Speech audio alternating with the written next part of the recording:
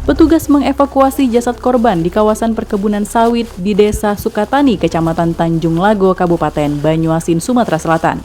Sebelumnya, korban seorang perempuan berusia 80 tahun bernama Kristina dinyatakan hilang sejak 14 Januari lalu. Korban warga Jalan Triberata, Kelurahan Pahlawan, Kecamatan Kemuning, Palembang, pergi mengendarai city car miliknya. Keluarga melaporkan orang hilang ke Mapolda Sumatera Selatan.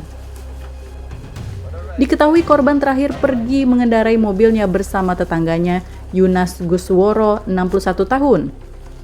Kecurigaan muncul setelah Yunas ikut menghilang. Hasil penyelidikan kepolisian, Yunas diamankan di Tulung Agung, Provinsi Jawa Timur. Korban dihabisi hanya untuk mengambil mobil korban. Pelaku Yunus mengaku jasad korban dibuang di kawasan perkebunan kelapa sawit.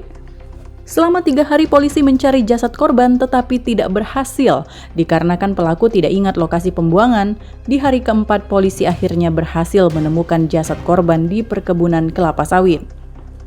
Waryanto, Kepala Dusun Desa Sukatani, Tanjung Lago, Banyuasin, Sumatera Selatan terkejut atas kejadian ini. Sebelumnya sempat ada informasi dari Polsek kalau ada mencium aroma busuk segera melapor dan tidak menyangka justru jalan ini yang biasa dilalui warga sama sekali tidak mencium aroma busuk.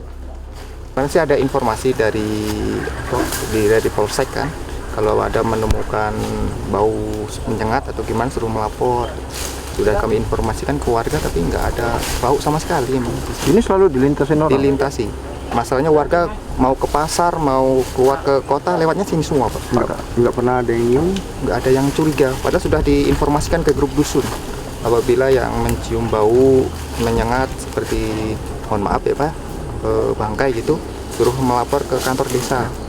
Sudah di grup sama Bapak Kepala Desanya sudah diinformasikan seperti itu. Sementara keluarga korban tidak menyangka kalau pelakunya tetangga yang dikenal korban.